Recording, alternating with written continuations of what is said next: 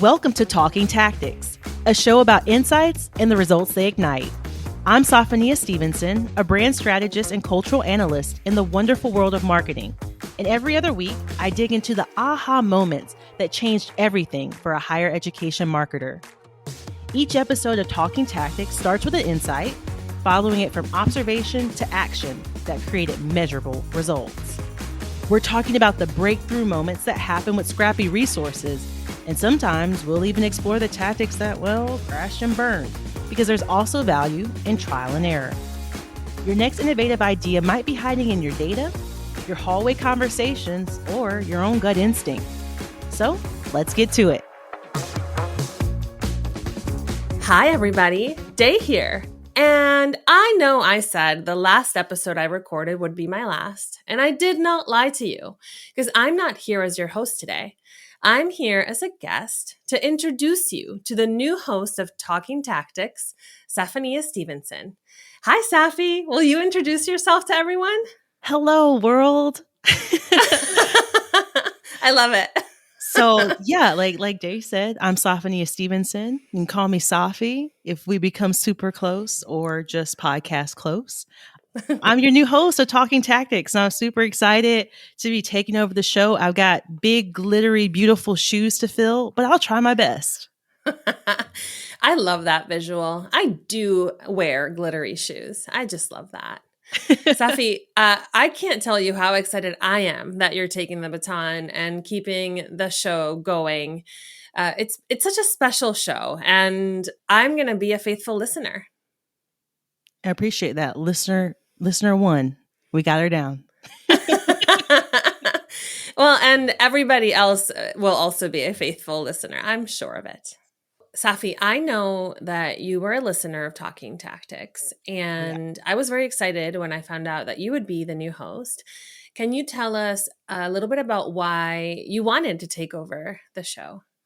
Yeah, I think compared to a lot of the different Enrollify content that I listened to, as a listener, what I loved most about Talking Tactics was the real world application, like not just thinking thematically or industry wide, but being really zoomed into what someone in the production seat and the strategy can do next week, next month, or maybe even the next hour if you've got the bandwidth.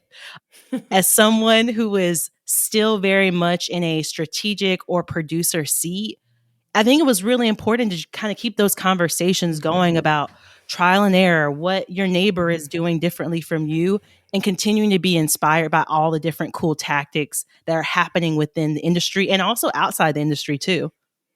Yeah, I'm so glad that came through, because that was a lot of the intention of each episode.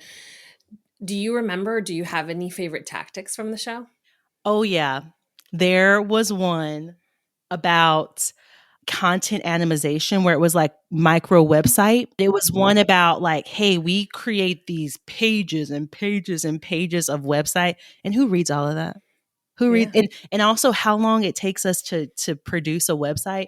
And it was really cool to think about how you could constantly keep a website fresh if you kind of took that micro approach of doing content strategy. And I'm a content strategist girly all day. I love a good content strategy. So anything where I have the ability to create like something new, but still aligned in brand at volume, but also still at value. Oh, I'm all about it. Volume and value. Love that. So listeners, Safy's one of my favorite LinkedIn follows. So that must be your first action item today. If you don't already follow Safy on LinkedIn, you have a great personal brand content strategy. Like I'm here for every post. I've been able to, as you said, maybe like successfully bottled up the chaos a little bit, add a little bit of professional in there. And that's my LinkedIn. I love it. What you see on LinkedIn is actually what you get in real life. I'm not like one of those thought leaders. I'm just Safy, and I say chaotic little stuff, and I complain about social media all the time. And that's what we get. Like a very funny way. So you mentioned your content strategy, girly. What is your background? How did you grow up to be here today? I grew up to be here from a small town in South Carolina called Sumter. Very humble beginnings. But no, I actually started out my career in television news. And as I got into the news industry here in the Raleigh market, I kind of just came to the realization that death, doom, and destruction was not where I wanted to spend every day of my career. So I ended up transitioning out of news production into PR and kind of have Mhm. stayed in the realm of communications, PR, which then for me kind of turned into social media, which Mhm. then became a really big, obviously, platform and vessel for brand. So I find myself now in this really cool modge podge between brand strategy and like cultural analytics. I do a lot of work in understanding audiences, what they're looking Yeah. for, and also being strategic guidance for brands who want to break out into new audiences, but want to make sure they do it like in an intentional way, especially if they're talking to like underrepresented groups or groups they've never Yeah. talked to before, and helping them kind of figure out where their brand fits in with communities they want to tap into. I'm so intrigued by how that might influence the show. Do you have a vision for talking tactics now that you're host? You know, one, I think still being focused on what you started out to do in the show, and that's really give producers on the line an opportunity to talk about Mhm. what they're doing in their offices, what they're doing on campus, and really still keep it about the tactical execution of higher ed excellence across like Mhm. the country or maybe even abroad if we have some a Mhm. guest from abroad. Um, and also really kind of leaning into the insights because what I've also pulled out from the show has been that these tactics don't just necessarily come out of thin air. We're not Yeah. just waking up and going, "Ooh, let me do custom CRM for a giving Yeah. day and do this and do that," or just waking up in the middle of the night saying, "We're going to name squirrels." These are real life conversations and kind of where people start to gather those insights so they themselves can have these really great and successful tactics. So keeping it true to the tactic, because that was why I love the show. And then Mhm. also focusing really on how these conversations come about, where they start. So, Safy, I'm ready. I am ready to stop asking you the questions and pass you the baton officially, my friend. Absolutely. So, what I would love to know from you as someone who has, 56 episodes under her belt, what are some things out of all those 56 episodes that you wish you would have explored more? I think one of the things that has a spot on the show and I would have loved to explore more was when things go wrong. So every episode of the show is a success story, right? By definition, there's a tactic that had results. And in every episode, I did ask folks what were some challenges and what advice do you have for folks who want to try this? But there's so many things that we try, especially the folks who try new things and succeed. You fail way more than you succeed typically if you're that kind of person, right? Yeah. If you have an idea and you want to try it, you want to see if it works. Sometimes we fail, and I think that there's room for that in the show as well, because Yeah. what the show could celebrate maybe more obviously is the idea and the Yeah. insight to the idea, the attempt. And yeah, we all want the results. I mean, that's awesome, but I'm here for the folks out there having ideas that nobody has tried before. Let's take a quick pause for a word from our sponsor. Southeast Missouri State University needed to launch more targeted campaigns faster, yet they were bogged down by manual campaign builds, slow approvals, and vendor overload. With Element 451, they eliminated 5 vendor tools and gained marketing superpowers in one platform. They saw a 13% increase in applications, processed applications within 2 days, and achieved 33 to 35% email open rates. The impact? Personalized, automated campaigns running at scale without the drag. Ready to turn your next campaign around in hours, not weeks? Try an agent today at element451.com/agents. Yeah, and also even thinking about being in higher ed as an industry, sometimes like we're super risk adverse where we think that Yeah. that first step has to be absolute perfection in order for it to be a success. But in the world of marketing, enrollment, admissions, there's so much trial and error, and the optimization of the trial and error, like what you do with it afterwards, is actually Yeah. more important than like the misstep the first time. So that's really, Yeah. really insightful. There's your insight. There's the insight. So now that, you're getting time back, you've got this quote unquote new free time. What are you going to be doing with it? Like, what are you going to be doing with all this extra time you've got on your hands? Oh man. So I'm one of those people who can't rest. I think you're the same problem. Like we can't rest. There's too much inside me that has to exist and come out. So I'm starting a newsletter. I've never had a newsletter before.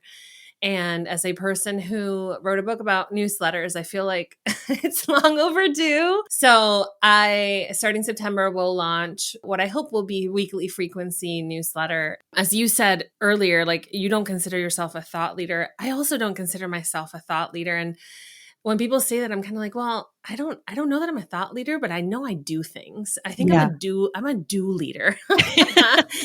So the idea of this newsletter would be that folks ask me how I would approach things that they're stuck on, and I will tell them what I would do. And that's it. That's my new venture that I'm focusing my energy on. Cool. It's almost like the ability to brainstorm with someone in real time, or that's super interesting. So if I have a question, if I'm stuck on something, how do I get in touch with you to get this advice? Oh my gosh.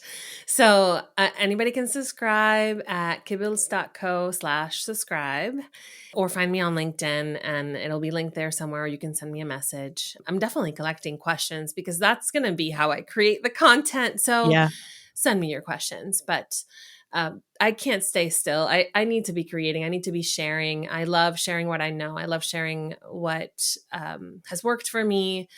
And this is just one more way that I can do that. Well, it sounds like you've got some exciting things. You've got your 5 to 9, your 9 to 5, and now you're adding a 5 to 9 in between. Yeah, exactly. I mean, the what is it? So 5 to 9, 9 to 5. I don't even know which one's which, but obviously as moms, right? Like it's all the time. You're mom all the time, 24 hours. And then all this creative energy happens at the most random times. We need an outlet. Well, I appreciate the baton being passed to me. That's one thing. You could have looked and said, give this girl a mic. Why would I do that? So, but then it's also really, like you said, this whole concept of thought leadership, and kind of how sometimes like we get the ick or the cringe from that word. I think podcasts like this really do help reiterate, and it's super helpful. Like it's a resource. Even now, as I'm starting to vet guests for the show, some folks I'm reaching out to, they're like, I didn't know about these podcasts. Like I didn't know about these thought leaders in this education space, in this marketing space, and AI space. So the more and more we can kind of get out in front and like talk about things, like you said, the things that we just genuinely like doing. So I appreciate having a platform to talk more like marketing and enrollment and admissions. And this is my, I had my free time. I had enough. And now I found something new. I love it. And I'm so excited for the perspective that you're going to bring, Safy, to the show. It's going to grow in dimension. It's going to grow in richness. And I just truly can't wait to see what you do with it. I know folks are wondering, though. I used to have a sign off that I said every time, every episode. Are you going to keep it going? You know what? Some things are just too good to change. And I'm going to keep it. I'm keeping the tagline on the way out. I'm so much a play on words person. And I just love walking the walk. And it's so funny because I was actually talking to my mom about it. And I was like, Mom, I love this outro. And she's like, honestly, Safy, that outro is so silly and it's so you. And it's so, I was like, okay, cool. We'll keep it. Yeah. So my mom liked it. I was like, I can't change it. It's mom approved. All right. It's mom approved. Do you want to do it together to sign off today? Would you do me the honor? Oh, I can't wait. Let's give it a shot. Ready? 3, 2, 1. Keep walking the walk and talking the tactics.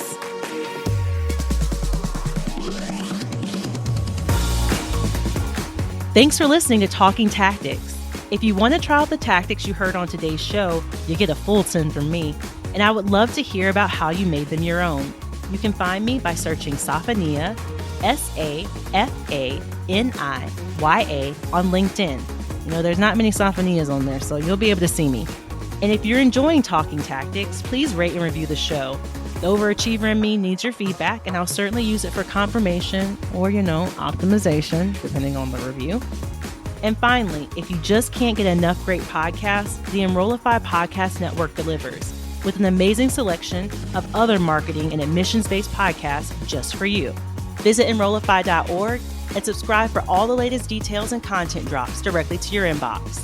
Enrollify is brought to you by Element 451, the digital workforce platform for higher ed. Learn more at element451.com. See you next time.